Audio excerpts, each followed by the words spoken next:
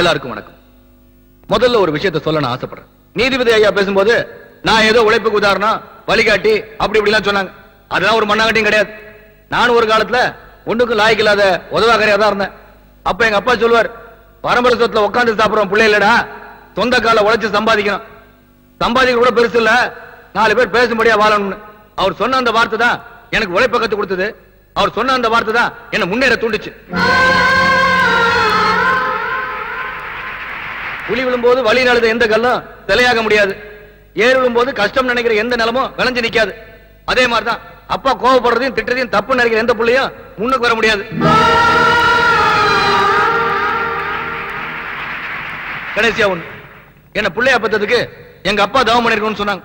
அப்படிலாம் ஒண்ணும் இல்ல, அவருக்கு பிள்ளையா பிறந்ததுக்கு நான் தான் தவம் பண்ணிருக்கணும்.